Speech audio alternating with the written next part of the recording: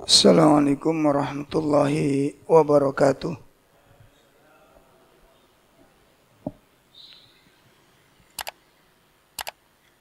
Alhamdulillahi rabbil alamin.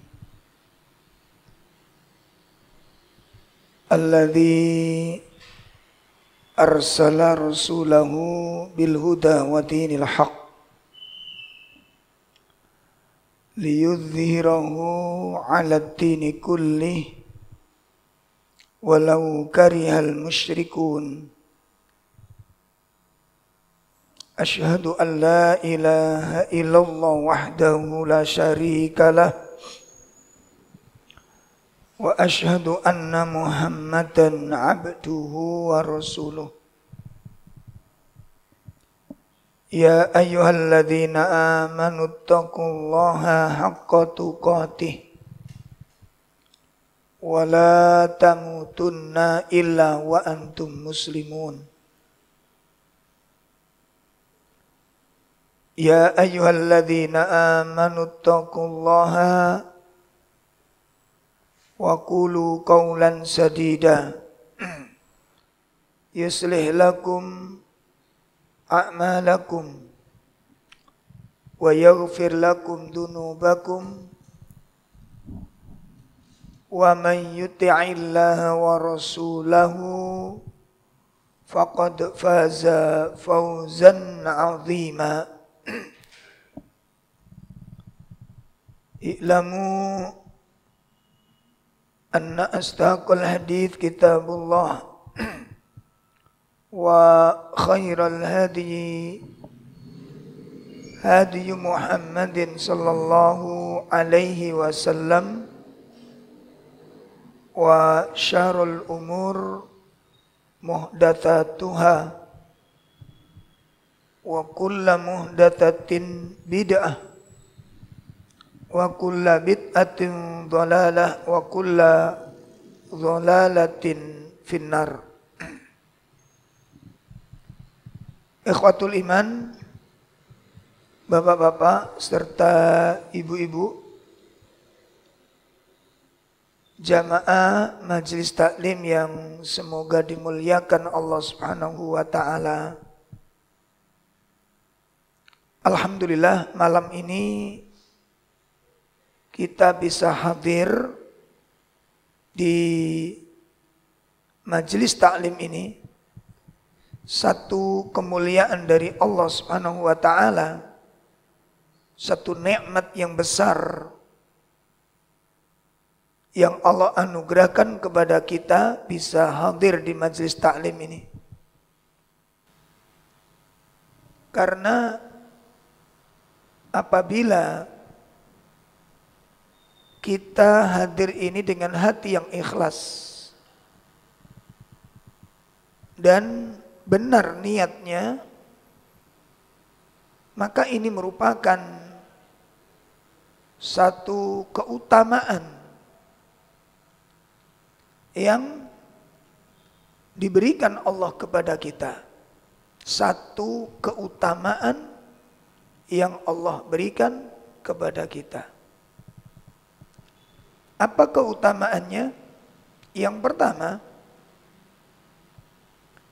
Rasulullah SAW sebutkan, man salaka tariqan yaltamisu fihi ilman sahalallahu tariqan ilal jannah. Ya, barang siapa yang menempuh jalan dalam rangka untuk thalabul ilm, maka Allah akan mudahkan baginya jalan menuju surga. Itu kalau kita hadir ini dengan niat yang benar. Ya. Kalau kita hadir itu dengan niat yang benar. Maka ini keutamaan yang pertama. Yang kedua, apa keistimewaannya? Keistimewaannya adalah sebagaimana disebutkan oleh Nabi SAW bahwa para nabi tidak mewariskan dinar, para nabi tidak mewariskan dirham. Walakin akan tetapi yuwarrithu ilman. Mereka mewariskan ilmu.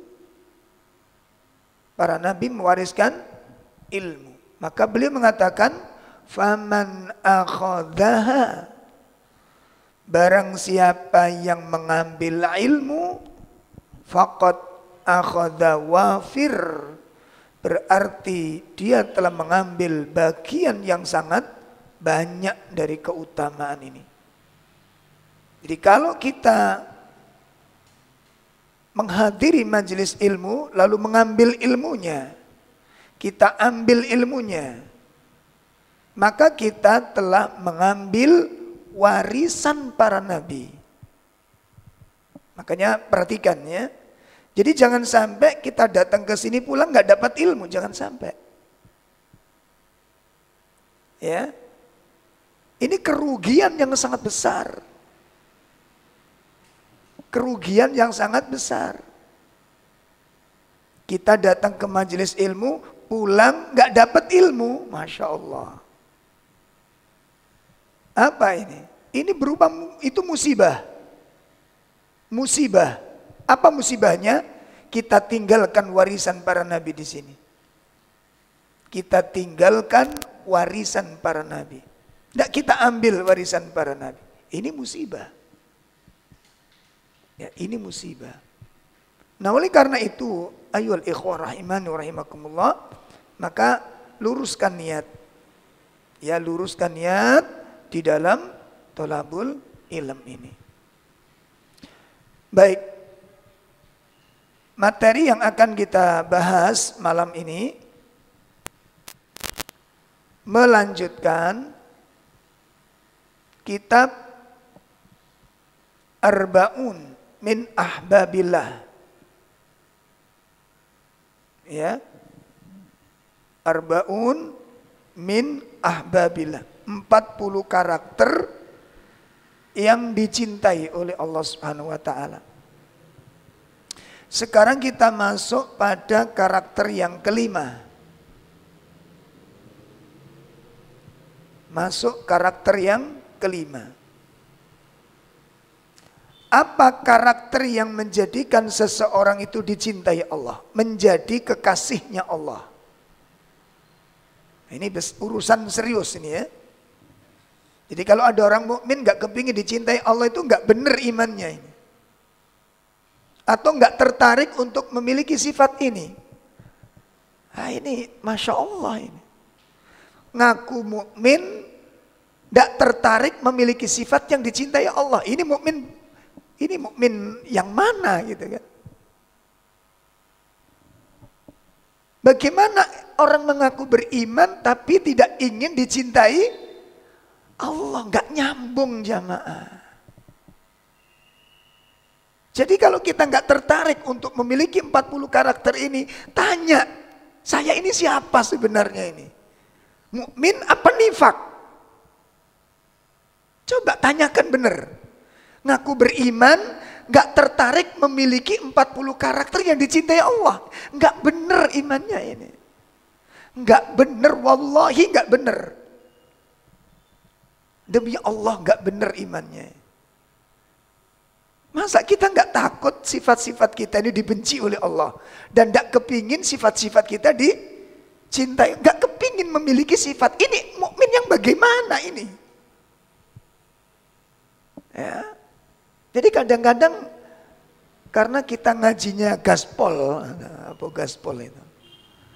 Kebablasan kita, nggak memperhatikan masalah akhlak-akhlak yang dicintai Allah. Akhirnya kita nggak tahu, saya ini punya akhlak apa? Coba evaluasi. 40 karakter yang disebutkan Allah dalam Al-Quran, sudah punya berapa kita? Nggak pernah kita evaluasi juga. La haula wa la quwata illa billah. Jadi kita cuma jalan aja gitu ya. Jangan, ada evaluasi. Ada evaluasi jamaah. Makanya kan saya udah pesen. Kita ngaji itu jangan cuma ngaji, jangan begitu, evaluasi. Evaluasi. Apa yang dievaluasi? Pertama dari sisi keilmuan. Coba dievaluasi. Kita ngaji ini udah berapa tahun? Ya, udah berapa tahun? Katakan, alhamdulillah Ustadz sudah 7 tahun. Bagus kalau begitu. Persoalan berikutnya, sudah berapa kitab yang kita khatamkan? Belum. Nah kan pertanyaan. 7 tahun, tidak satu kitab pun belum pernah khatam. Timbul pertanyaan kan jadinya. Allah. Dari akhlak, kitab ini contohnya 40 karakter, sudah punya berapa sifat yang sudah kita punya, sifat-sifat yang dicintai Allah. Nah kalau nggak ngerti jamaah, nggak tahu sifat apa yang sudah saya miliki, kan mestinya kita harus tahu dari dua sisi ini, apa evaluasi dari karakter. Yang perlu kita evaluasi dari karakter kita ada dua. Satu, sifat-sifat kebaikan yang sudah kita miliki, harus kita sadari itu. Apa perlunya? Supaya bisa kita pertahankan. Dermawan, alhamdulillah sudah. Kita dermawan apa bakhil? Tidak tahu saya Ustaz, Masya Allah. Orang tidak kenal dirinya sendiri. Jadi kita ini selama ini pingsan gitu ya. Parah ini ayolah ikhwah, parah kalau begini. Jangan ayolah ikhwah. Umar bin Khattab mengatakan hasibu anfusakum qabla an tuhasabu. Gimana kita nggak pernah evaluasi? Kita nggak ngerti keburukan-keburukan kita juga nanti. Ya, dua ini yang perlu kita perhatikan. Pertama, kita evaluasi tentang sifat-sifat baik yang sudah kita miliki. Kalau sudah ketahui, pertahankan. Ya, pertahankan. Sabar, sudah punya belum? Masih amuan Ustaz, masih ngamuan ini. Nah, evaluasi PR kita kapan kita jadi orang sabar? Disiplin sudah belum? Qanaah sudah belum? Rahmat sudah belum? Nah kalau belum, kapan kita miliki sifat-sifat ini? Kalau sudah, alhamdulillah itu nikmat. Dan ayo dijaga sifat ini jangan sampai hilang. Itu pertama yang perlu kita muhasabah. Yang kedua, kita punya nggak sifat-sifat yang nggak baik? Punya nggak? Alhamdulillah Ustadz, setelah ngaji saya maksum gitu ya. Nah, setelah ngaji sudah nggak punya sifat-sifat yang nggak baik, Masya Allah. Nah kalau punya, kita punya agenda ini.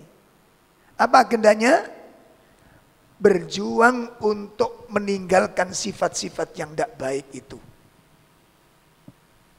Loh pentingkah itu? Sangat penting. Apa penting evaluasi untuk mengetahui keburukan diri? Sangat penting. Tolong dicamkan baik-baik. Tolong dicamkan baik-baik. Makanya tadi kan saya ngomong, ngaji itu kan cuma ngaji, datang ke sana, evaluasi. Ya. Kenapa mencari tahu aib diri sendiri itu sangat penting, bukan penting, sangat penting. Tolong dicamkan, tolong dicamkan. Orang yang tidak mengetahui kekurangan dirinya, saya ulangi, seseorang yang tidak mengetahui keburukan dirinya, maka selama itu pula dia tidak akan bisa memperbaiki diri. Paham ya? Tolong camkan ini. Seseorang yang tidak mengetahui aib dirinya sendiri, kekurangan dirinya sendiri, keburukan dirinya sendiri, selama itu pula dia tidak akan bisa memperbaiki diri. Tolong dicamkan ini. Walaupun kita ngaji udah bertahun-tahun lamanya, dengan siapa saja, ngaji kitab apa saja, silahkan. Tapi kalau kita tidak bisa menemukan kekurangan diri, jangan pernah mimpi untuk bisa memperbaiki diri. Kenapa? Kenapa, Mas? Hah? Dokter sehebat apapun, dokter sehebat apapun, punya alat secanggih apapun, itu nggak akan bisa mengobati pasiennya kalau dia tidak bisa menemukan penyakitnya. Paham ini? Sakitipun paham ini? Apakah seorang dokter bisa mengobati pasien kalau nggak menemukan penyakitnya? Sakit ngobati, Pak? Dalam? Nggak bisa. Kenapa?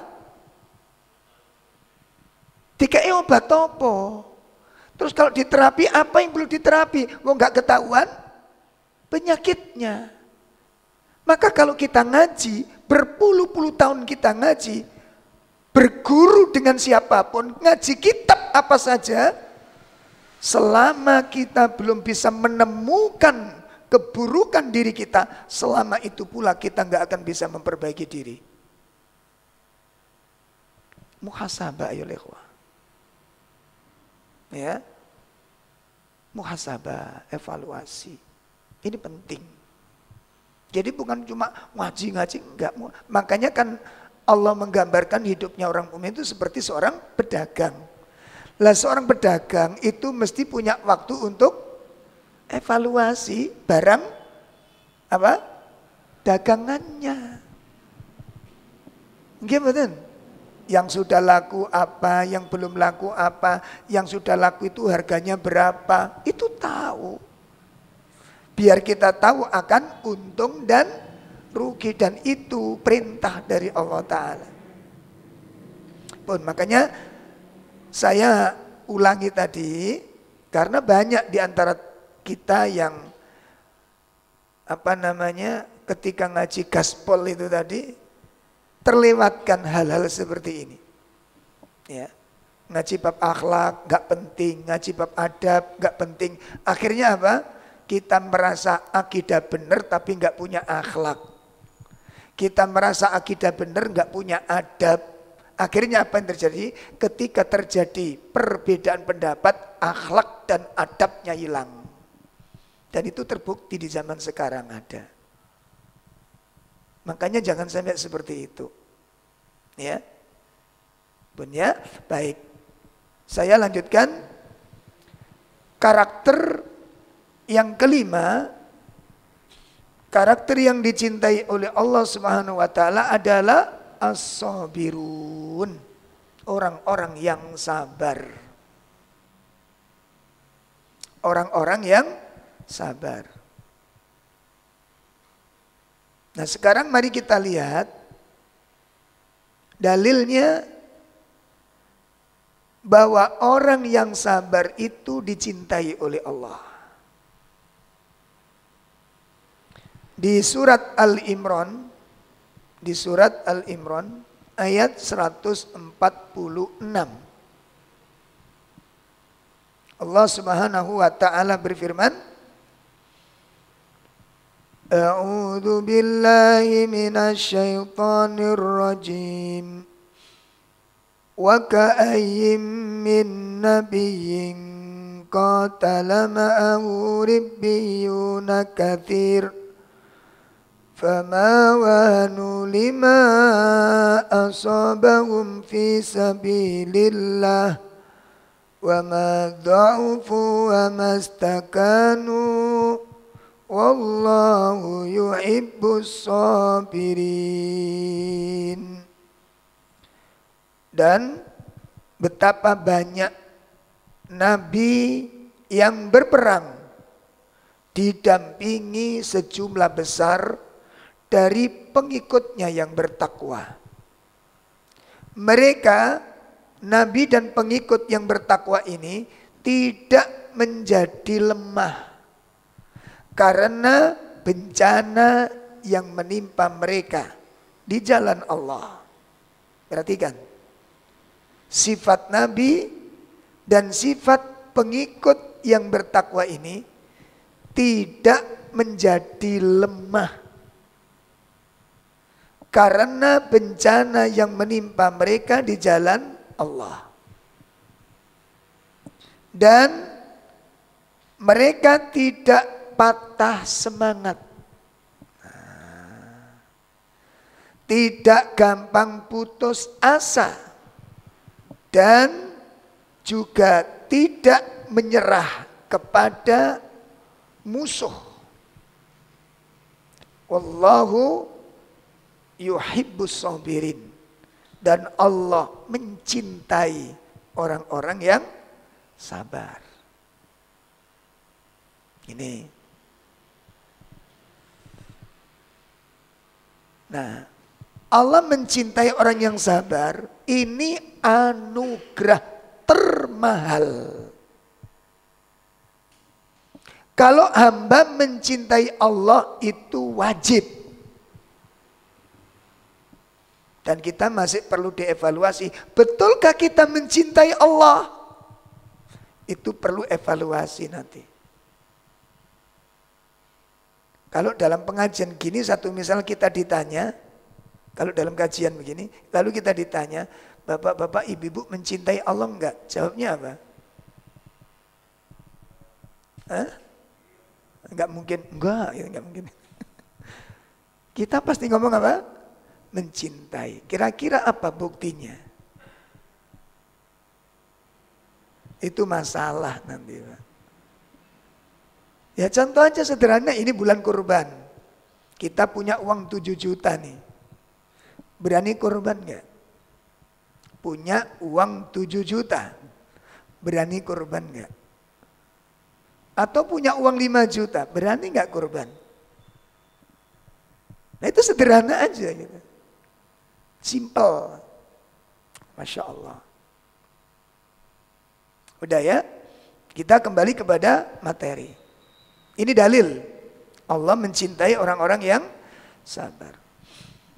Nah, jadi kalau hamba mencintai Allah itu wajib. Kalau Allah mencintai hamba, itu anugerah terbesar. Ini luar biasa jamaah. Berarti sabar itu memiliki makom yang sangat tinggi. Memiliki kedudukan yang sangat terhormat. Ya, dan memiliki keutamaan-keutamaan yang mungkin tidak dimiliki dari sifat yang lain. Itu sabar. Makanya disebutkan oleh para ulama, sabar itu termasuk ibadah terberat dari 3 ibadah yang lain. Dari seluruh ibadah.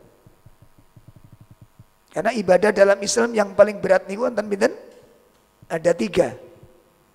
Ibadah paling berat, ibadah paling sulit di dalam Islam itu ada 3. Yang pertama, ranking pertama, tersulit, terberat, al-ikhlas. Ya, ikhlas itu Masya Allah. Kedua apa? As-sabr, sabar. Sabar itu berat ayol ikhwah. Sabar itu sulit. Sabar itu pahit. Sabar itu panas. Makanya tidak sedikit orang yang gak bertahan di dalam kesabaran, kemudian mengambil dalil sabar iku ono batese. Iku dalile, Pak. Sabar iku ono batese. Apa benar? Benar. Apa batasnya? Ngamuk. Ya. Sabar tuh gak ada batasnya. Itu berat sabar itu. Ya Allah, banyak orang ngaji semangat tapi nggak bertahan. Kenapa? Karena nggak sabar. Makanya kita ngaji sudah 7 tahun belum khatam satupun kitab, itu gara-gara apa? Nggak sabar dalam kajian, gampang bosen karo materi. Ya pura. Akhirnya ngaji ini mencolot kidang. Kenapa mencolot kidang itu? Kok ngaji gini, kok ngaji kono, judulnya di kono api, pindah rono, judul kono api, tadi berjudul. Ada begitu? Wakil itu penguasai judul, gak nyekel kitab belas. Allah, sabar. Yang ketiga, apa yang paling sulit? Istiqomah. Nampak sekali dulu Pak. Awal kita kenal sunnah, kalau ngaji ini aku ngamuk Pak. Gue youtuber. Gimana? Di mana saja dikejar ngaji. Makanya saya nggak kaget itu. Istiqomah itu berat. Bun. Nah sekarang Syekh Abdullah Adzim, penulis kitab Ahbabullah ini mengatakan di dalam Al-Quran ada sekitar 90 tempat Allah memerintahkan hambanya untuk bersabar itu. Masya Allah. Di dalam Al-Quran ada berapa tadi? 90 tempat kata Syekh Abdullah Adzim. Syekh Abdullah Adzim mengatakan ada sekitar 70 tempat Allah perintahkan hambanya untuk bersabar. Mari kita lihat ayat-ayat yang memerintahkan kesabaran. Jadi pembahasan sabar ini kita akan bagi menjadi beberapa poin. Ya nanti supaya runtut pembahasannya. Pertama, kita akan bahas tentang dalil-dalil perintah sabar. Dalil-dalilnya. Ya tentang kesabaran. Yang kedua, definisi sabar. Apa sih yang dimaksud sabar? Ini yang kedua. Yang ketiga,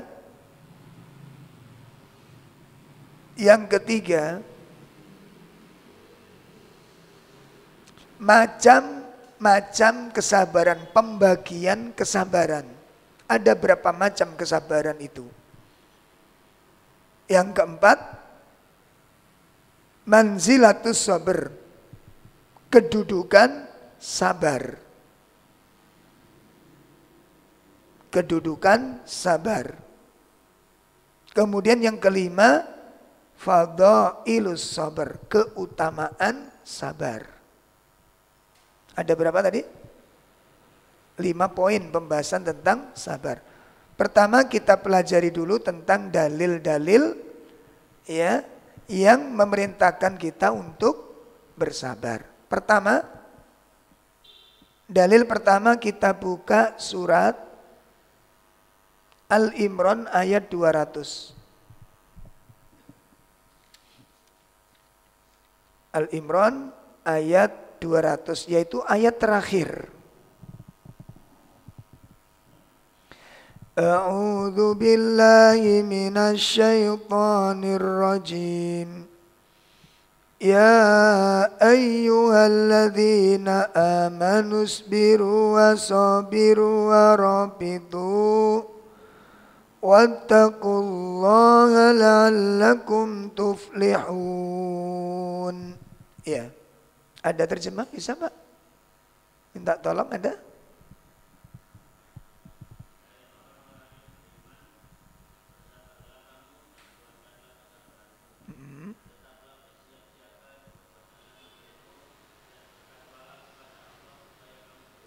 Nah, ini bagi-bagi pahala. Nah, kita lihat tafsir Al-Imran ayat 200. Wahai orang-orang yang beriman, ya, bersabarlah kamu dan kuatkanlah kesabaranmu dan bersiap siagalah di perbatasan negerimu dan bertakwalah kepada Allah agar kalian menjadi orang yang beruntung. Sampun? Nah, di Al-Imran ayat 200 ini ada berapa perintah?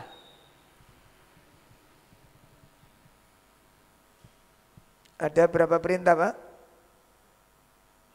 4. Perintah pertama apa? Sabarlah. Perintah kedua, kuatkanlah kesabaranmu. Nomor sekawan, nomor 3, bersiap siaga. Yang keempat, bertakwa. Bedanya bersabarlah dan kuatkan kesabaranmu itu apa? Karena ada 2 perintah tadi. Perintah pertama apa? Bersabarlah. Perintah kedua, kuatkanlah. Itu pengertiannya piye? Dijelaskan oleh para ulama, dinukil dari beberapa kitab. Pertama kita ambil dari kitab tafsir Ibnu Katsir. Yang kedua dari tafsir Taisirul Karim Ar-Rahman, Senasir As-Sa'di. Ya. Kemudian kita lihat tafsir Syekh Al-Utsaimin rahimahullah taala. Bagaimana menafsirkan ayat ini? Pertama, perintah sabar pertama adalah sabar di dalam ketaatan kepada Allah. Ini perintah sabar, ini sabar di dalam ketaatan kepada Allah. Ini maknanya. Jadi perintah sabar di dalam ayat ini adalah as-sabru ala taatillah, sabar di dalam mentaati Allah. Nah, di dalam sabar mentaati Allah ini kenapa kok kita diperintah sabar di dalam ketaatan? Untuk mentaati Allah itu butuh kesabaran. Sholat jamaah butuh kesabaran apa enggak? Butuh, Pak. Belajar ngaji Quran begini butuh kesabaran? Sangat butuh. Infak butuh sabar. Berbuat baik sama orang tua butuh kesabaran. Perhatikan. Nah, kesabaran yang pertama ini di dalam mentaati Allah itu adalah kenapa kita diperintahkan sabar? Dijelaskan oleh Syekh Utsaimin karena di dalam jiwa kita ada beban. Di dalam jiwa kita ini ada beban. Orang berpikir menjalankan perintah itu suatu beban. Nah, ketika beban itu terasa berat, muncul sifat malas. Pernah enggak kita malas? Hah? Pernah. Jemu. Pernah. Bosen. Pernah. Itu muncul. Sehingga kalau beban itu mendominasi kita, kalau beban itu mendominasi kita, menguasai kita, potensi-potensi kita terkubur karena dikalahkan oleh beban tadi. Males dituruti. Berapa banyak amal yang kita korbankan gara-gara males itu. Ya, ayo coba dicek. Salah satu sebab 1 tahun gak khotam-khotam Quran itu gara-gara apa? Hah? Malas. Setahun gak khotam-khotam Quran. Gara-gara malas. Ini kan potensi terkubur kita, Pak. Terkubur potensinya. Padahal kalau kita baca rutin aja, ya itu bisa sampai 3-4 kali kita khatam setahun itu. Katakan sehari 3 lempir gitu aja, gak usah banyak-banyak. Kita jatah baca Quran sehari 3 lempir. Itu 1 tahun itu bisa 4 kali kita khatam itu. Coba sampein hitung kalau nggak percaya. 1 hari 3 lempir jatah Quran. Masya Allah. Setahun bisa 4 kali khatam kita. Masya Allah, terkubur ini. Itu karena males tadi itu. Nah, jadi kita butuh perjuangan di dalam melawan diri sendiri di dalam kesabaran ini. Nah, kalau baru-baru hijrah, baru-baru kenal sunnah, baru kenal-kenal akidah itu kan gremis-gremis itu budal terus nih ngaji. Saiki wis rada suwe ngaji, gremis titik pilek. Nggak berangkat, Pak.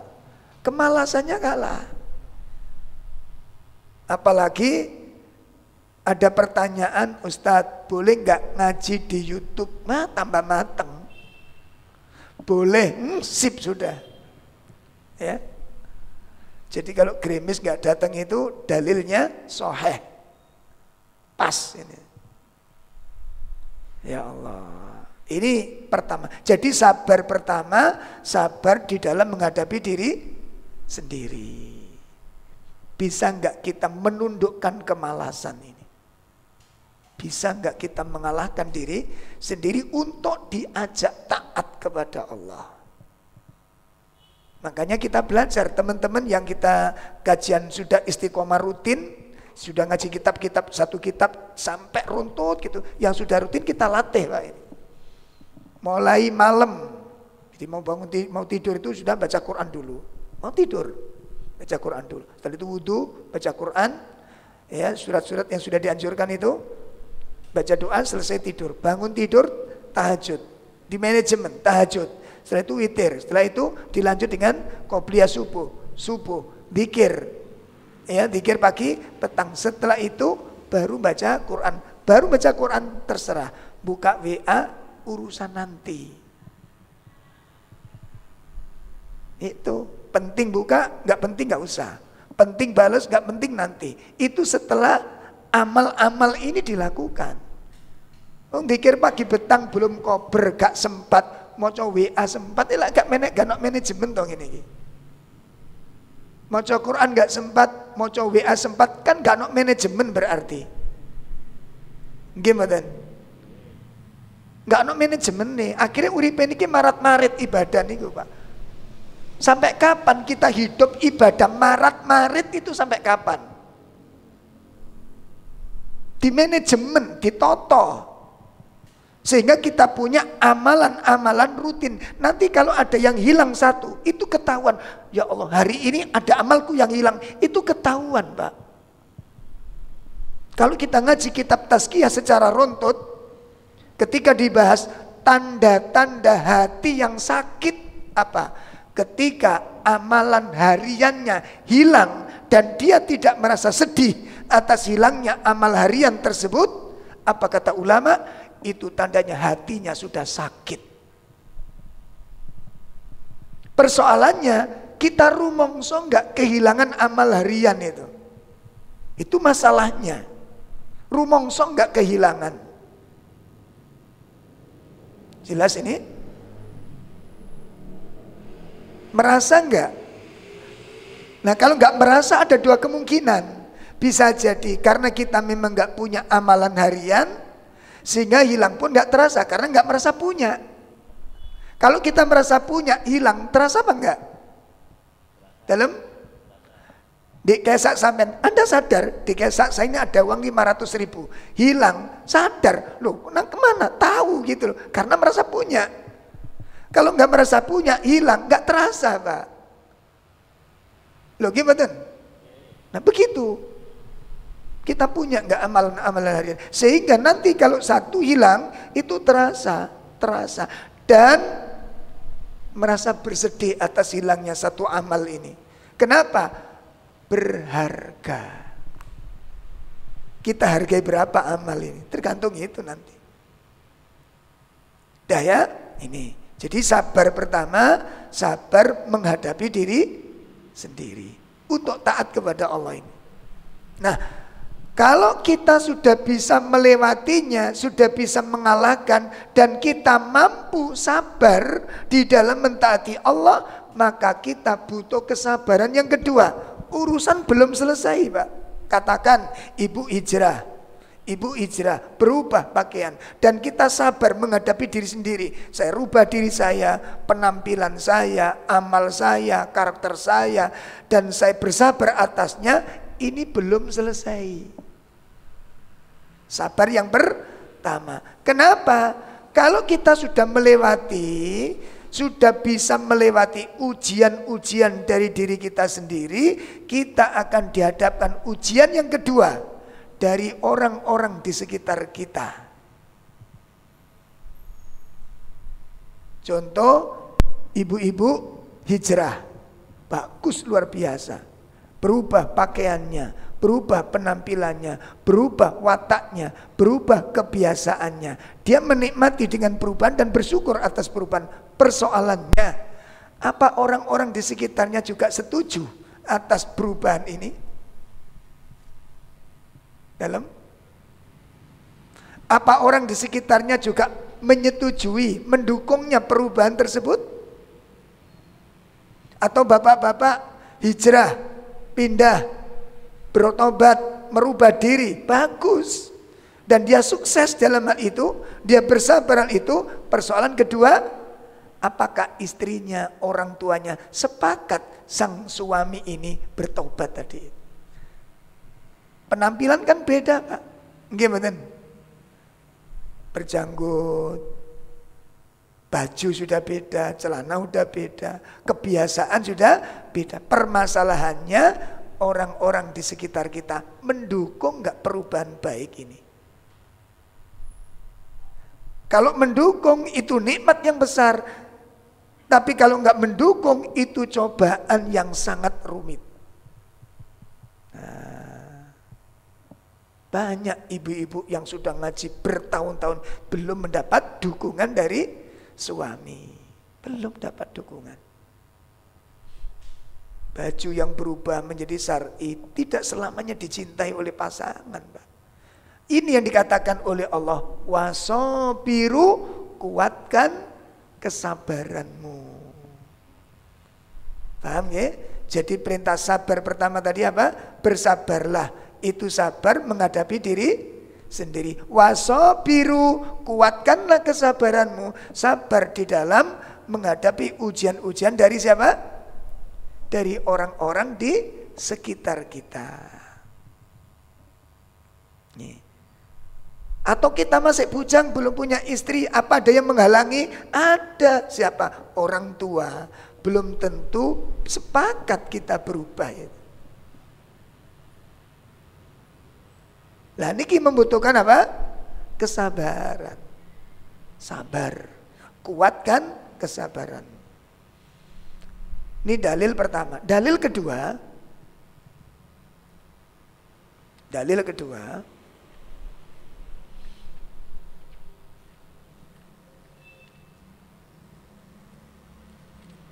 Kita buka surat Al-Ahqaf.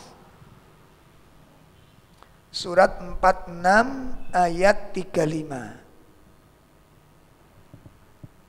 Surat 46 ayat 35.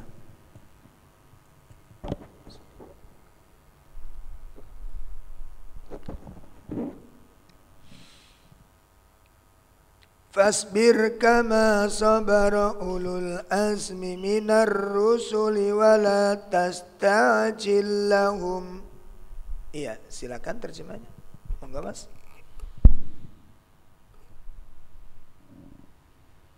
Maka bersabarlah kamu seperti orang-orang yang mempunyai keteguhan hati. Dari rasul-rasul telah bersabar.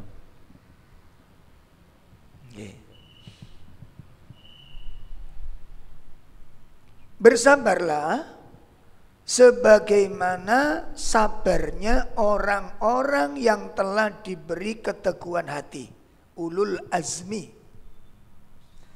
Jadi Nabi diperintahkan oleh Allah untuk meniru kesabaran para nabi yang mendapatkan keteguhan hati, seperti keteguhannya Nabi Nuh. Nabi Nuh itu orang yang diberi keteguhan hati oleh Allah. Gimana tidak? Coba Bapak Ibu renungkan, kira-kira Apa rahasianya Nabi Nuh bisa istiqomah berdakwah selama 950 tahun? Apa rahasianya? Kenapa Pak? Sabar. Kok bingung ya? Karena beliau Pak sabar. Berapa lama? 950 tahun. Jenengan dakwah ini sudah berapa tahun? Ibu-ibu ngaji udah berapa lama tahun? Nah, sik kayak tulung tahun wis sambatan. Coba punjulit tok Pak, saya ketahun saya urung gitu loh. Allah, sabar yang menjadikan orang kuat, sabar yang menjadikan orang istiqomah. Makanya Nabi diperintahkan oleh Allah Ta'ala untuk meniru kesabaran orang-orang yang diberi keteguhan itu. Wala tastajilahum, dan jangan engkau tergesa-gesa. Maksudnya apa? Tergesa-gesa itu ada dua kemungkinan. Satu, tergesa-gesa sukses di dalam dakwahnya. Yang kedua, tergesa-gesa diadabnya orang-orang yang mendoliminya. Kan ini yang sering kali kita rasakan. Coba ibu, bapak, kalau ada orang memfitnah kita atau memfitnah dakwah kita ini, jelek sekali dakwahnya, buruk sekali tuduhannya itu, ya, buruk sekali ucapannya. Setelah itu terjadi insiden dia kecelakaan. Coba hati kita ngerasakan kayak apa kira-kira? Hati kita mendengar orang yang mendolimi dakwah kita ini kecelakaan. Coba, kasihan opo alhamdulillah. Itu kalau kita lihat tulisan-tulisan dari beberapa teman-teman, modiar. Tulisannya modiar. Allah. Iya. Makanya sabar itu tidak gampang, Pak. Tidak gampang sabar. Pun ya, ini dalil kedua tentang dalil-dalil perintah dan masih banyak lagi. Ini hanya contoh-contoh. Baik, ini poin kedua. Ini poin pertama ya, tentang dalil-dalil kesalahan. Yang kedua apa tadi? Tentang definisi sabar. Apa definisi sabar? Menurut bahasa, sabar itu memiliki makna al-habsu. Al-habsu, menahan. Au al-man'u, mencegah. Menahan atau mencegah, itu sabar. Makanya para ulama menjelaskan as-sawum huwa as-sabr. Puasa itu maknanya sabar. Nah itu. Sehingga target terbesar dalam tarbiyah Ramadan mencetak orang-orang menjadi orang yang sabar. Nah, makanya kalau misalnya Ramadan berpuluh-puluh tahun kita sudah puasa, kok enggak menghasilkan sifat sabar, itu pertanyaan besar bagi kita. Ya Allah. Makanya kan kapan hari kita jelaskan toh perbedaan siam dengan saum. Nah, beda. Pun itu makna bahasa. Al-habsu au al-man'u. Menahan atau mencegah. Adapun makna sabar menurut syariat adalah habsun nafas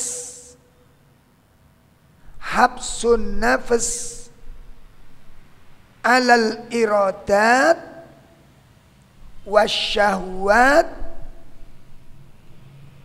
anil muharramat. Ini menurut syariat. Menahan diri dari dorongan-dorongan yang disenangi. Syahwat. Ya, menahan diri dari dorongan-dorongan yang disenangi. Dan menahan diri dari apa-apa yang diingini.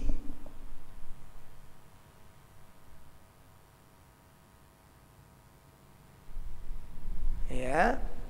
Wa a'dhamuha, dan paling utama menahan diri dari perkara-perkara yang haram. Itu paling utama, menahan diri dari perkara-perkara yang haram. Niki. Ini makna sabar menurut syariat. Karena kita itu kan punya rasa, Pak, nggih. Ngelihat sesuatu seneng itu enggak dilarang, Pak. Ngaten dong ya. Delok omah kok gede banget, mewah, seneng, itu enggak masalah. Enggak dosa kita. Sing penting ojo kepingin dong ngono lho. Iku sing garai masalah kan ning kono kuwi. Ya omah ndelok omah gede seneng enggak masalah, wong itu manusiawi kita kok. Nah, berikutnya itu yang perlu dikendalikan. Haruskah saya punya sebesar itu rumah? Haruskah saya punya rumah sebesar itu? Haruskah? Kalau harus, mampukah? Gitu loh. Kalau enggak, jangan dipaksakan. Kenapa? Mudorot.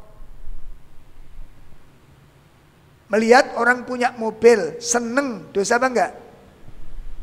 Enggak dosa. Kepingin punya mobil, salah apa enggak? Enggak salah, boleh mau kepingin kok. Masalahnya, haruskah punya dan mampukah untuk memilikinya? Itu persoalannya. Ini saatnya pengendalian. Ketika keinginan itu tidak dikendalikan, makso harus punya. Akhirnya apa? Menerobos rambu-rambu syariat, menjerumuskan diri di dalam riba. Untuk apa? Nuruti apa yang diinginkan. Yang terjadi apa? Mudorot, menyiksa diri. Kalau mampu enggak mampu dipaksa, rusak. Jelas ini? Maka ibu-ibu juga demikian, ya. Juga demikian, enggak harus punya itu. Apalagi sekarang ada Grab, terus malah penak, enggak duwe mobil enggak masalah. Ya, kalau kita bisa nge-Grab itu aja sudah malah koyok ngalang-ngalai wong sugih, Pak. Ya. Dan banyak keutamaan kita nggak punya mobil itu. Ya, kalau punya Grab itu kan setiap hari bisa ganti-ganti mobil gitu. Hari ini Avanza, besok Xenia, besok lusa Kijang, besoknya lagi Banteng. Besoknya lagi apa itu? Ya, habis Kijang Banteng gitu kan. Masya Allah, suka-suka kita. Dan keistimewaannya apa, Pak? Nggak mikirin pajak, nggak mikirin surat menyurat, nggak mikirin bensin. Nah, ini dalil untuk menghibur diri gitu. Bagi yang nggak punya ini. Lah iya ta sak niki dipikir-pikir tenan, sampean meksa, nekat, meksa, utang, nyicil, itu siksa yang luar biasa. Maka kalau bisa hindari yang namanya hutang itu hindari. Anda akan menjadi bahagia, tenang nanti. Anda akan mendapatkan sakinah. Punya bangga, tapi sengsara. Apa ini yang kita harapkan dalam hidup ini? Sama dengan ibu-ibu atau emak-emak yang suka apa itu kalau belanja nggak pakai uang itu, pakai apa itu? pakai gosokan itu. Gaya itu utangi numpuk. Ya saja. Hidup itu sederhana, Masya Allah, nikmat aja, nikmat. Ya. Jadi nggak usah tersiksa gara-gara tidak memiliki seperti apa yang dimiliki oleh orang lain. Banyak bersyukur, minta tolong kepada Allah supaya kita bersyukur. Ya, Bun ya, itu makna sabar menurut syariat. Nah, kemudian berikutnya apa Pak? Pembagian sabar. Poin ketiga apa tadi? Pembagian sabar. Ada berapa macam sabar? Disebutkan oleh para ulama seperti dinukil oleh Syekh Al-Utsaimin di dalam kitab Syarah Riyadhus Shalihin beliau. As-sabru, kesabaran, thalathatu aqsam, dibagi menjadi 3 bagian. Itu sabar niku wonten pinten? Wonten 3. Sabar niku wonten 3. Ada 3. Pertama, as-sabru ala ta'atillah.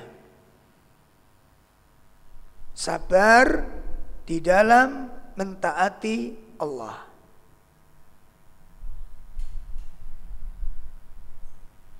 Yang kedua, as-sabru an maharimillah. Yang kedua, as-sabru an maharimillah, yaitu sabar dari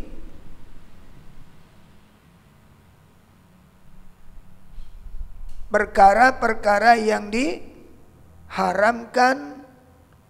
oleh Allah Subhanahu wa taala.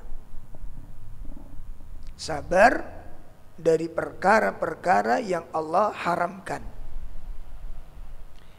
Yang ketiga, as-sabru ala aqdarillah al-muallimah.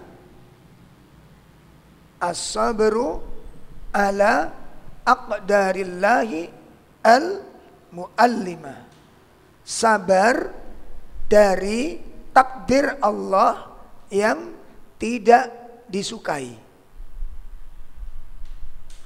Ya, sabar dari takdir Allah yang tidak disukai.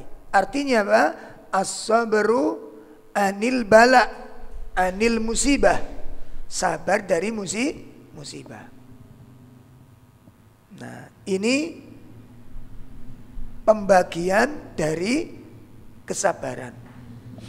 Lalu disebutkan oleh Syekh Al-Utsaimin pula di dalam kitab tersebut, mengapa kesabaran itu dibagi dari 3 hal ini. Pertama apa tadi?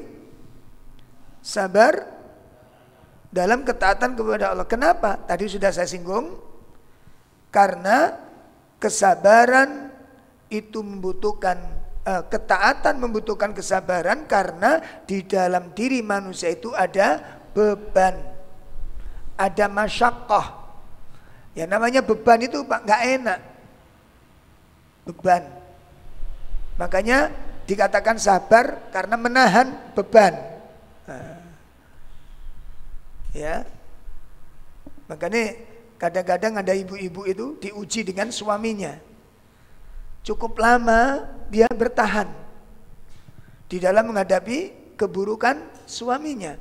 Ketika dia sharing kepada temannya, menceritakan panjangnya waktu yang sudah ditempuh sang ibu dengan kesabaran kekurangan suaminya. Apa kata temannya?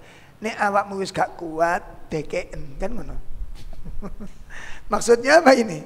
Kamu nih gak kuat ngadepi bojomu iki. Kalau gak kuat menghadapi keburukan suamimu, karena kamu sudah cukup lama bertahan, kalau gak kuat apa?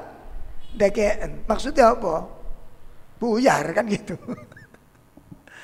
Makanya dikatakan sabar itu menahan beban gitu loh. Lah beban itu mesti berat ke tubuh ini. Jelas ya? Makanya kenapa kita ngaji ibadah-ibadah nggak boleh berlebih-lebihan tuh kenapa? Hah? Kayak ngaji begini nggak boleh berlebih-lebihan. Kan nanti ada masa-masa jemu, Pak. Ada masa-masa bosan. Ada capek kita. Karena kewajiban kita itu bukan cuma satu macam-macam kewajiban kita itu banyak jenisnya. Dan harus ditunaikan secara keseimbangan. Ya, seperti suami ngaji terus, nggak boleh, nggak bener. Ada waktunya ngaji, ada waktunya di rumah. Jelas ya? Karena apa? Masing-masing ada hak. Masing-masing ada hak. Anak-anak ada haknya untuk didampingi. Istri ada haknya untuk dibantu. Begitu juga istri yang ketika semangat. Ada di Sidoarjo dulu, Pak, ada umahat yang hijrah tuh Masya Allah. Jadi ibadah itu kayak wong ngamuk, Pak. Sembualang kali dieloki, Pak. Taksin ikut, tarjim ikut, takfiz ikut, taklim begini ikut. Jadi sehari itu sampai 5 jadwalnya itu. Sampai ketika suami sudah pulang kerja masih belum setoran. Apa itu yang 1 hari 1 juz itu apa namanya? One day one juz ya. One day one juz. Ikut itu sehingga suaminya pulang, setoran belum selesai, nggak menghadapi suaminya, marah suaminya. Nah ini berlebih-lebihan dalam ibadah, nggak benar begini. Harus dibagi. Jelas ya? Nah, makanya kita butuh kesabaran. 1. Yang kedua, sabar dari perkara yang Allah haramkan. Untuk apa? Jangan sampai gampang tergelincir. Kenapa di dalam menghadapi larangan kok kita butuh kesabaran? Karena di dalam diri kita itu sudah ada modal untuk berbuat buruk. Sudah ada benih, artinya apa? Syahwat, ada nafsu. Makanya kita butuh pengendalian supaya tidak gampang mengikuti keinginan nafsu. Makanya syariat-syariat mengajarkan tundukkan pandangan, tutup telinga, jangan banyak jalan-jalan yang nggak perlu. Kenapa? Ini yang mendorong terjadinya nafsu tadi itu. Makanya kenapa Nabi melarang kita banyak jalan-jalan yang tidak ada tujuan yang jelas. Nggak boleh. Ibu-ibu nggak boleh sering-sering ke pasar, ke tokoan, nggak boleh sering-sering. Kenapa? Karena sudah jalan-jalan itu pasti ngeliat. Ada nggak? Ayo mbak jalan-jalan, ngapain? Merem-merem gitu. Hah? Orang jalan-jalan tujuannya apa? Lihat-lihat. Selesai kalau udah lihat. Enggak, orang kalau udah ngelihat hatinya berbisik. Orang ngelihat hatinya nggak boleh, makanya tundukkan pandangan. Ini untuk pengendalian yang kedua, syahwat yang kedua. Karena di dalam diri kita ada yang ketiga, sabar di dalam apa?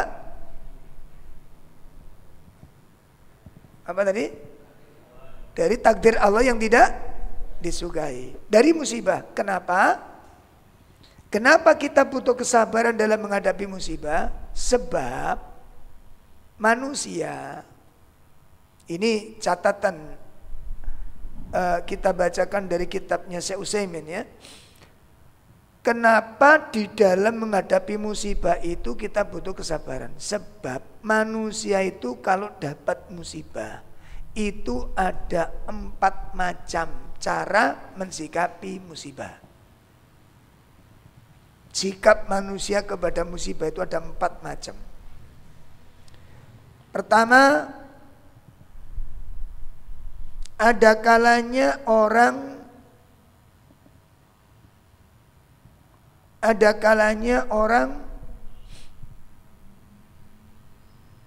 menghadapi musibah itu dengan marah. Ini yang pertama.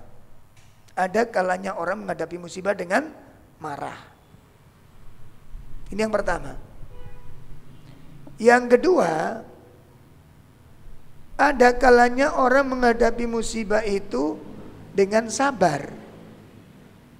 Marah ditahan, nah itu sabar. Marah ditahan itu sabar. Yang ketiga, ini lebih tinggi lagi dari sabar. Apa itu? Ada kalanya orang menghadapi musibah itu dengan sikap ridho. Ya, ada kalanya orang menghadapi masalah itu dengan ridho. Dengan musibahnya itu dia ridho. Dan yang sangat menakjubkan, yang sangat mengagumkan, dan ini tingkat tertinggi dari seorang mukmin adalah mensikapi musibah dengan sikap syukur. Nah, ini sikap manusia di dalam menghadapi musibah. Ada berapa poin tadi?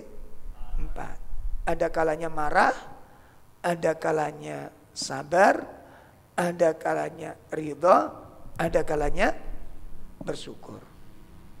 Kalau kita nomor berapa?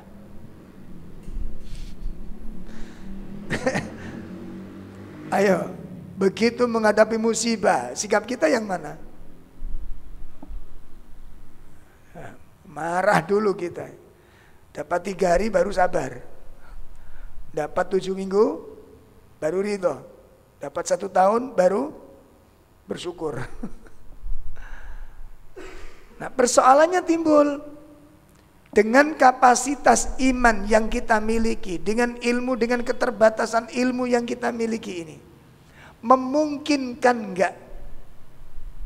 Memungkinkan enggak ketika mendapat musibah kita bisa meraih kedudukan yang keempat, bersyukur dari musibah itu? Memungkinkan enggak kalau kita lihat sekarang? Dengan keilmuan kita yang kita miliki, dengan keterbatasan kita yang kita miliki, memungkinkan enggak kita bisa masuk level yang keempat ketika mendapat musibah itu? Bersyukur, Masya Allah. Jawabnya sangat mungkin. Itu kalau kita sudah tahu ilmunya. Sangat mungkin. Bagaimana mungkin orang mendapat musibah dia bertahmid kepada Allah? Bagaimana? Nah, ini ma'rifatullah, ini akidah itu di sini nanti, Pak. Akidah itu di sini nanti letaknya. Oh, makanya Pak, nek ngaji tok niku durung kena ujian, durung ketok Pak hasil ngaji ini. Betul. Saestu tenan. Saya ini alhamdulillah ya, diberi izin oleh Allah kadang-kadang mengawal jamaah umroh haji itu. Jadi tahu persis, Pak. Tahu persis. Banyak yang gagal kita. Gagal. Nggih saestu niki. Wong sing wis ngaji tahunan-tahunan merotoli kabeh, Pak. Dadi dalil iku gak kanggo, Pak, di sana itu. Dengan ujian-ujian yang Allah berikan dalam ibadah umroh dan haji atau pas puasa. Makanya puasa, umroh, haji itu ibadah pembinaan mental. Hasilnya nanti dilihat dari sifat. Puasa hasilnya di mana? Sifat. Umroh hasilnya bagaimana? Sifat. Haji hasilnya dari mana? Sifat.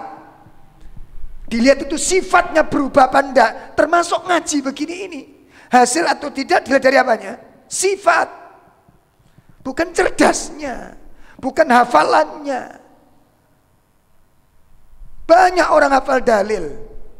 Dalil ini tahu, dalil ini tahu. Akhlaknya rusak. Pribadinya rusak. Apa artinya sebuah ilmu kalau demikian?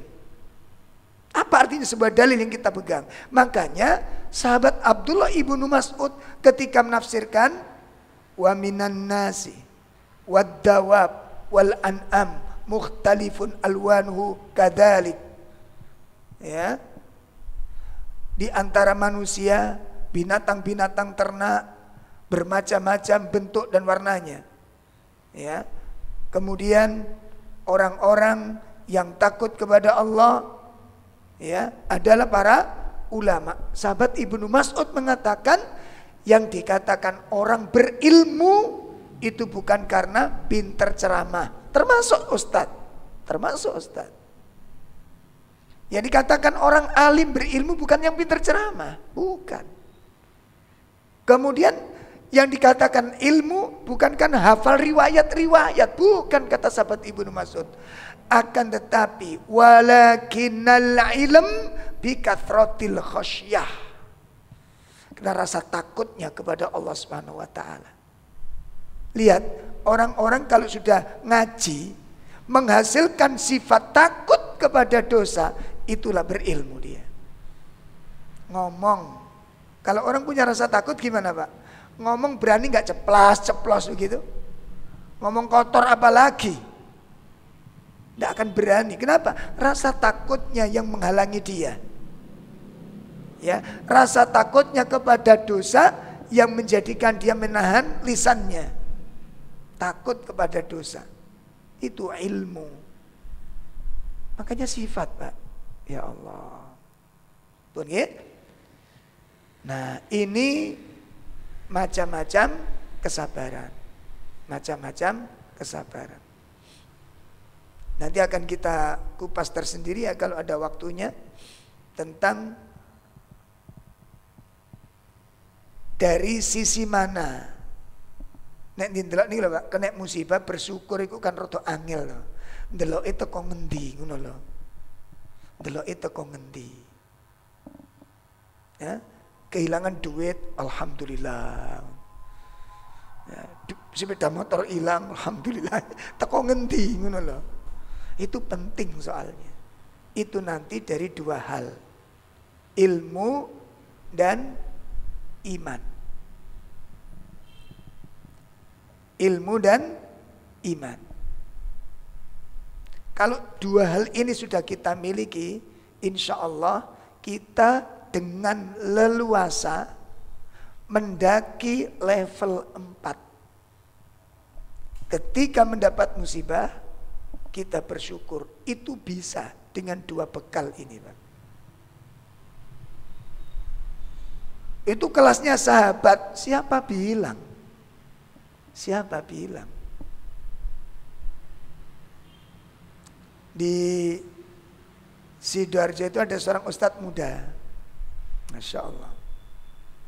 Kalau sakit, kita doa itu jarang dibacakan amin, itu jarang dia balas. Amin itu jarang.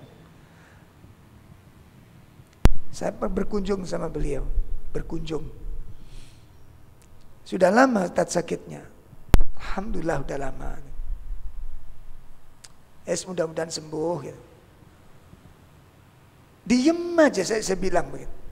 Tak guyoni, tat kan akrab gitu.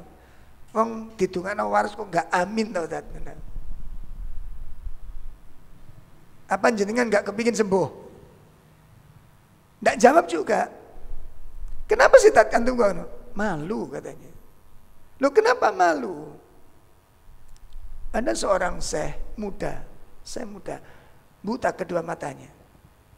Kedua matanya buta. Ketika ditanya, ini bahkan pernah diundang di Indonesia ini. Ya, pernah diundang di Indonesia. Masih muda, Pak, usia 18-19 itu. Kedua matanya buta. Ketika ditanya, ya Syekh, apa Anda tidak pernah sedih? Enggak sedih dengan kebutaan. Dia jawab apa? Dulu sedih, sekarang enggak. Nah, penasaran gitu. Apa yang dulu membuat Anda sedih dengan butanya mata ini, dan apa yang membuat Anda sekarang tidak sedih? Apa? Iya, dulu waktu kecil kalau saya ikut bermain sama teman-teman saya, itu disuruh dimarahi saya, disuruh minggir atau ditinggalkan. Kenapa? Karena kehadiran saya itu dianggap mengganggu. Karena saya nggak bisa ikut bermain. Jadi saya ingin ikut main, tapi dianggap mengganggu. Akhirnya ditinggal sama teman-teman. Akhirnya satu saat saya tanya kepada guru ngaji saya, ya Syekh, saya ini sedih dengan kebutaan saya ini. Kenapa teman-teman saya nggak mau bergaul dengan saya? menjauhi saya, meninggalkan saya. Bahkan kalau saya datang pun ingin bergabung, ditinggalkan karena saya dianggap mengganggu. Ya, apa saya nggak boleh punya teman? Ada nggak solusi dari Syekh katanya? Saya jawab, ada. Siapa bilang buta nggak punya teman itu? Siapa bilang orang buta dijauhi teman itu? Loh, ini saya merasakan, Syekh. Saya merasakan hal itu. Caranya aja yang kamu belum tahu katanya. Apa yang harus saya lakukan? Ngaji sing temen. Ngaji sing temen. Hafalkan Quran ini. Kamu tidak akan ditinggalkan orang. Kamu akan dicari orang. Akhirnya dia bersemangat karena ingin punya teman. Targetnya ingin punya teman. Akhirnya semangat untuk menghafal itu sangat tinggi sekali. Subhanallah. Dengan izin Allah, dalam waktu yang relatif singkat, anak yang masih muda ini pun mampu menghafalkan Al-Quran dengan waktu yang relatif singkat. Mampu menghafalkan beberapa kitab. Masya Allah, kitab dia hafalin. Kita aja khatam belum. Ini apal, Pak. Hadis beberapa ribu hadis udah dihafal dia, Pak. Begitu terdengar dia ahli Quran, dia hafal beberapa ribu hadis, dia hafal beberapa kitab. Orang berkunjung ke rumahnya, belajar dengannya. Apa katanya? Sejak itulah aku tidak pernah merasa sedih dengan kebutaanku ini. Aku bersyukur, Masya Allah, dengan kebutaanku ini. Terus ditanya oleh pembawa acara itu, "Lu apa saya tidak pernah ingin sembuh?" Jawabnya apa? Tidak. Saya tidak ingin sembuh lagi. Saya nggak ingin sembuh. Setelah menikmatinya ini saya nggak ingin sembuh. Nggak kepingin ngelihat pemandangan. Ya kepingin. Lu nggak ingin sembuh? Enggak. Terus ditanya, apa saya tidak pernah doa kesembuhan? Langsung dijawab, wallah saya tidak pernah berdoa untuk sembuh. Begitu kuat jawabannya. Demi Allah, saya nggak pernah berdoa untuk disembuhkan dari kebutaan ini. Lantas, semakin penasaran ini. Apa yang membuat kekuatan hati panjenengan demikian ini? Ingin sembuh ndak? Berdoa untuk sembuh pun ndak? Apa yang membuat Anda bertahan demikian ini? Apa katanya? Salah satu hadis Nabi yang saya hafal. Itu yang membuat saya bahagia. Ternyata setelah saya kaji hadis itu, subhanallah, Allah mencintai saya dengan kebutaan saya ini. Apa itu kecintaan? Satu, Allah menjaga mata saya. Sampai hari ini sejak lahir, mata saya tidak pernah bermaksiat kepada Allah Subhanahu wa ta'ala. Bagaimana mata-mata kita? Ya Allah, itu yang saya bersyukur kepada Allah katanya. Sejak lahir sampai usia sekian, mata saya tidak pernah bermaksiat kepada Allah, sehingga saya tidak banyak keinginan. Saya tidak banyak punya keinginan karena nggak melihat, Pak. Itu yang saya syukur yang pertama. Yang kedua, yang membuat saya bertahan dan menikmati kegelapan ini. Apa katanya? Rasulullah sallallahu alaihi wasallam bersabda, barang siapa yang aku ambil kedua matanya, lalu dia sabar. Lalu dia sabar dengan kebutaannya itu. Apa kata Nabi? Wajabat lahul jannah. Wajib bagi dia untuk mendapatkan surga. Lalu beliau mengatakan, demi Allah, saya sangat berharap dengan kebutaan dua mataku ini aku mendapatkan surganya Allah Ta'ala. Aku ingin sekali dengan kebutaan kedua mataku ini, aku bisa meraih surganya Allah ini. Itu yang membuat aku bisa bertahan dan menikmati kebutaan ini. Ada kesedihan bagi beliau? Ada kesedihan? Ada penderitaan? Kenapa? Adanya sebuah harapan yang besar dan yakin dengan janji Allah. Yakin. Allah. Ini iman. Ikhwan. Ada seorang ikhwan. Di zaman kita, bukan zaman para sahabat. Zaman kita, orangnya masih hidup. Kalau ada teman-teman yang hutang sama beliau, lama nggak bisa bayar karena memang keadaannya miskin. Hasil pekerjaannya minim. Maka dia datang ke rumahnya. Saya pernah diajak nagih soalnya. Saat ikut sekaligus mampir ke rumah si Fulan, ada janji katanya hari ini dia kembalikan tanggungannya. Ya kalau memang hari ini masih belum bisa ya nanti kita ringankan saja. Saya nggak berpikir ringankan itu apa gitu. Akhirnya kita datang ke rumah si Fulan mampir karena ada acara satu jalan mampir.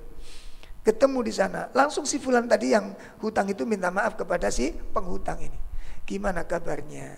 Jadi saya datang ke sini untuk memenuhi permintaan jenengan. Tadi yang hutang itu minta tanggal sekian datang gitu kan, untuk diambil. Ternyata sampai hari itu dia belum bisa mengembalikan hutangnya.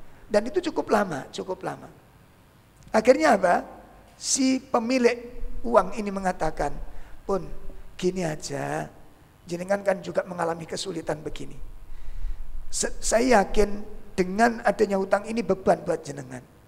Dan saya pun juga beban. Iya apa enggak? Maka saya ingin mulai hari ini saya tidak beban, antum pun tidak beban. Apa? Hutang antum lunas sudah. Loh, jangan. Loh, sudah. Lunas. Dan mohon jangan sampai jangan sampai kapok. Jangan sampai gara-gara ini kemudian gak berani utang lagi, jangan. Subhanallah, bebas.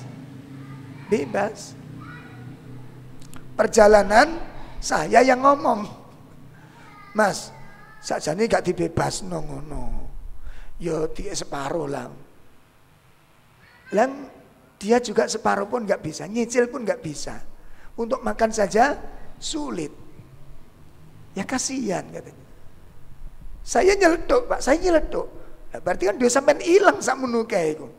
Lho Ustaz Raub, apa ada uang disedekahkan itu hilang? La haul. Kita punya pola pikir seperti ini? Apa ada uang disedekahkan itu hilang? Ini fakta di lapangan, ayolah ikhwah. Orangnya masih hidup gitu. Akhirnya apa? Dia bersyukur kepada Allah Subhanahu wa taala, dipertemukan dengan teman-teman du'afa itu. Bersyukur kepada Allah. Ada beban? Ada kesedihan? Enggak ada. Kenapa? Yakin dengan janji Allah. Ini kita bisa, Ibu. Masya Allah, ini kesabaran. Baik. Nah, ini poin yang keberapa tadi? Ketiga. Tentang apa? Pembagian sabaran. Baik, adapun yang keempat yaitu manzilah, kedudukan sabar dan keutamaan. Insya Allah akan kita bahas pada pertemuan yang akan datang. Insya Allah. Yaitu materi yang akan datang kita akan bahas apa? Piagam penghargaan bagi orang-orang yang sabar. Mahal ayo ikhwah. Nanti kita akan lihat apa keistimewaan penghargaan yang luar biasa yang akan Allah berikan kepada orang-orang yang sabar ini. Baik, ini yang bisa saya sampaikan dalam kajian malam ini. Kurang lebih mohon maaf. Ada pertanyaan barangkali?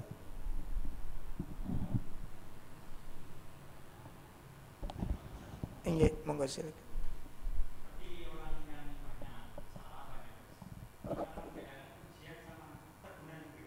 Nah, teguran, ujian itu bagian dari teguran. Ujian itu bagian dari teguran. Lalu di mana penempatannya nanti? Dapat pahala enggak? Ya. Apa itu bisa menghapus dosa? Bisa.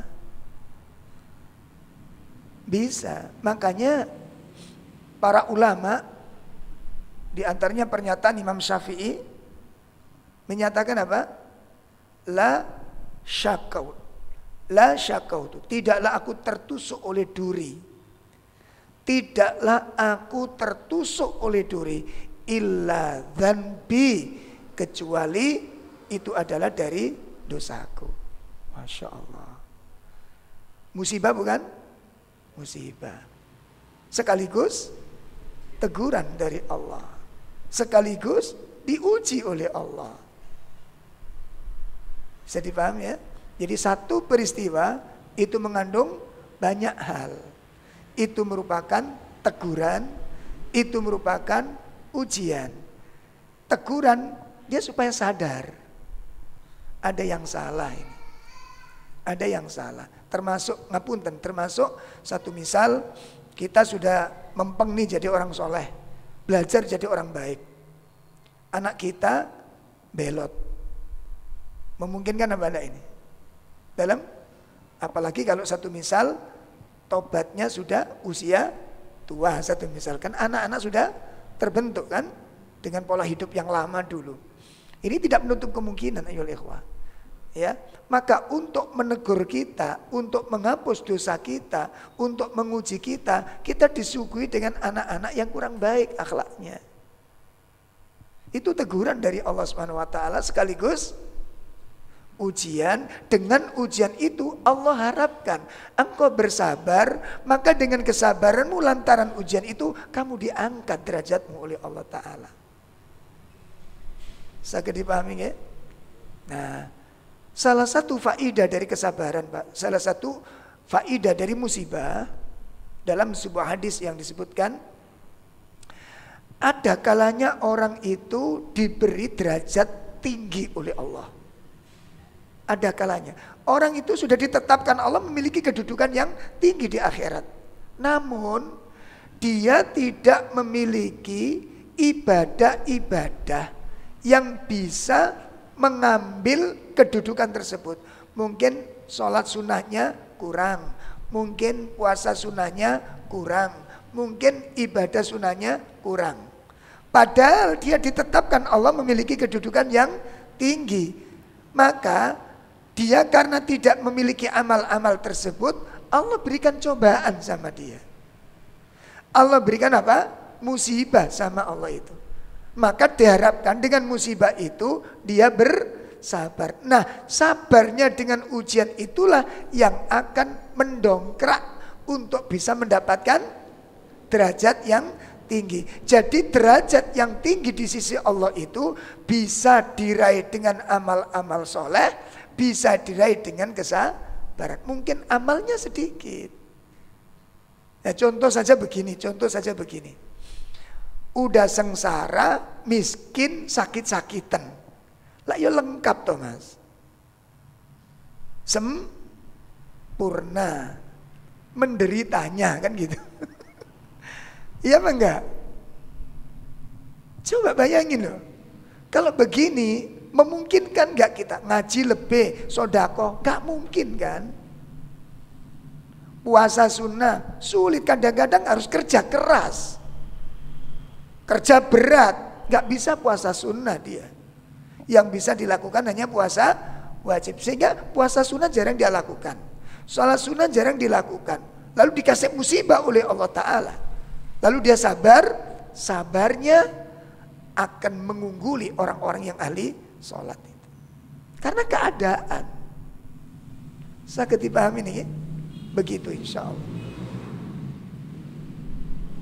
Jadi kalau kita mempelajari iman, makanya begini Pak, kadang-kadang kan dilema di sini loh. Dilema kan di sini. Biasanya orang hijrah itu ingin selamat dari hal-hal buruk kan begitu. Hal-hal buruk. Enggak taunya begitu hijrah diuji oleh dengan ujian-ujian yang sangat berat. Bingung. Akhirnya apa? Kalau enggak sadar, kalau enggak ada yang membimbing, itu bisa jadi tobatnya disalahkan. Iya apa enggak? Aku kurang opo? wis hijrah. Wis hijrah. Tak belani salat malamku ya wis gedhu. Ibadahku ya wis gedhu. Penggawean haram tak tinggalno. Loh kok aku malah diuber-uber musibah. Gak pernah berhenti yang namanya musibah ini. Coba Bapak Ibu renungkan. Pertama, manusia seneng apa enggak dengan musibah? Enggak. Kalau kita berdoa, minta musibah atau dijauhkan dari musibah? Oke, 1. 2. Ujian yang diberikan Allah kepada hamba tergantung dari apa? Kekuatan iman. Semakin kuat imannya berarti semakin besar ujiannya. Perhatikan, semakin besar imannya, semakin besar pula ujiannya. Semakin banyak ujiannya. Ya, ini kedua. Manusia itu nggak suka dengan musibah. Manusia nggak suka dengan musibah. Yang kedua, iman, ujian itu disesuaikan dengan ujian. Gitu. Ujian disesuaikan dengan imannya. Semakin kuat imannya.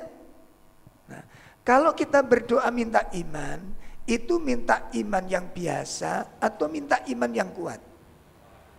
Minta iman yang oke. 2.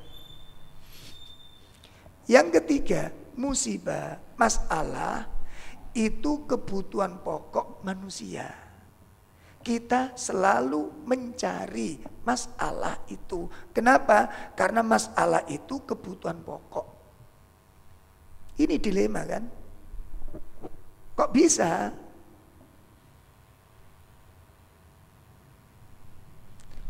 Bujang dengan menikah itu masalahnya banyak mana?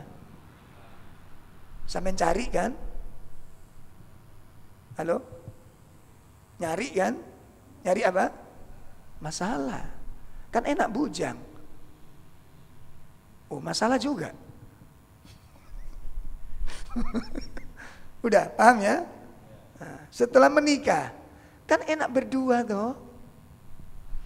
1 tahun, 2 tahun gak hamil. Masalah bukan? 5 tahun pernikahan gak punya anak. Masalah bukan? Masalah. Akhirnya berusaha ikhtiar dapat anak. Pertanyaannya, sebelum punya anak dan setelah punya anak, masalahnya banyak mana? Punya anak. Kita cari kan? Nyari masalah. Kan bingung. Satu sisi jenengan itu membutuhkan masalah, sisi yang lain berdoa jauhkan masalah. Sisi yang lain minta iman yang kuat. Itu konsekuensinya apa? Ujiannya tambah. Nah, kalau begitu minta imannya ya Allah, supaya aku tidak terlalu banyak ujian, aku minta iman yang gitu. Nggak jadi. Ini yang harus kita pelajari. Ini yang harus kita pelajari. Makanya kuncinya apa? 2. Konsepnya 2. Ilmu dan iman. Kalau Bapak Ibu berani nulis sebuah moto hidup, nanti sepulang dari sini tulis yang besar di kamar itu. Akan aku rubah masalah menjadi anugerah. Berani begitu. Sepulang dari sini sampaikan pada suami, ya silakan bikin masalah. Aku tidak takut lagi dengan masalah. Akan aku rubah masalah itu menjadi anugerah.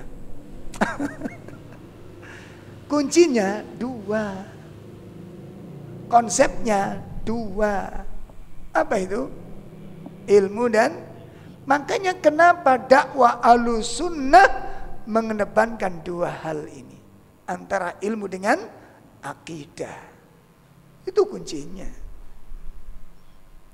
Kapan-kapan kita uraikan ini. Kapan-kapan kita uraikan sehingga nanti kita dalam menjalani hidup model apapun kita nggak akan takut dengan permasalahan.